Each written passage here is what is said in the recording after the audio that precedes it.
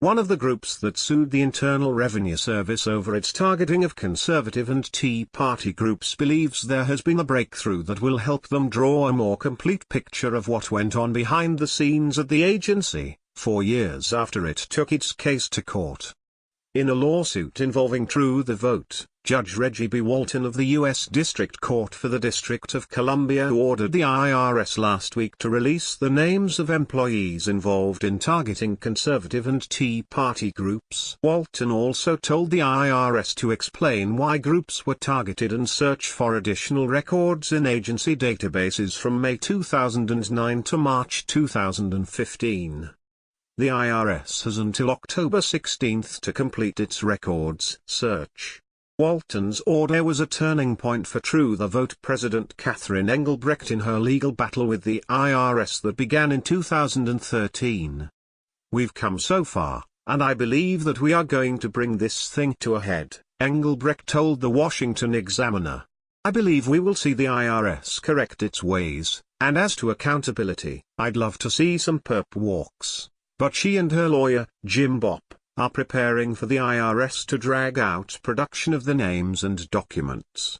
The backdrop is the relentless stonewalling that the IRS has done in terms of being able to get access to the documents that would show the wrongful acts of the IRS as far as discriminating against conservative groups in the administration of the tax code," Bopp told the Washington Examiner.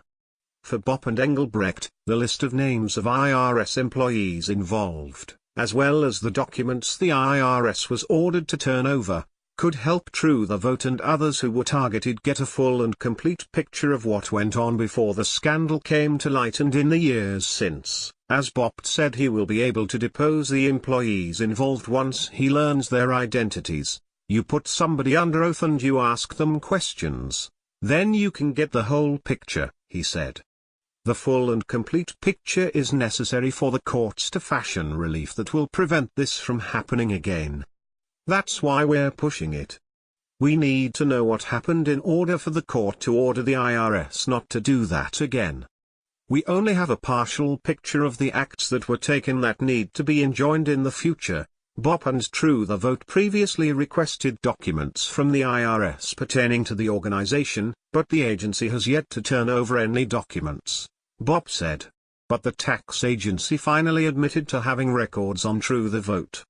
In a conference call with Bopp several weeks ago, he said Justice Department lawyers representing the IRS said it performed a search of a database of documents compiled in response to congressional inquiries and found nearly 2,000 documents related to True the Vote. "I was shocked there were 2,000 documents, and then I was doubly shocked when they hadn't produced them," he said. "You could have picked me up off the floor. They hid them. They didn't produce them, and they weren't even going to tell us." A Justice Department spokeswoman told the Washington Examiner it will not comment on off-the-record discussions with opposing counsel. With respect to Judge Walton's ruling, which was entered in the Linchpins of Liberty case, "We are reviewing the order and will respond accordingly," said Nicole Navis-Oxman, the spokeswoman. "Likely included in the documents," Bopp said, "are emails and records that tell the kind of backstory of what they were really doing and why they were doing it. They gave us the case file to True the Vote, but that's sanitized. Those are the documents the IRS wants to be revealed," he said. "It's not the backstory. That's like providing us with a newspaper. We want the discussions between reporters about the story." The targeting scandal burst into the public eye in 2013 after former IRS official Lois Lerner admitted the agency was providing extra scrutiny to conservative and Tea Party groups applying for non-profit status, delaying their applications for months and even years. Conservative lawmakers have since been calling for those involved at the IRS to be held accountable. At the end of last year, Representative Jim Jordan, Republican Ohio, attempted to force a vote on a resolution to impeach IRS Commissioner John Koskinen. The House, though, voted to refer the resolution to the Judiciary Committee.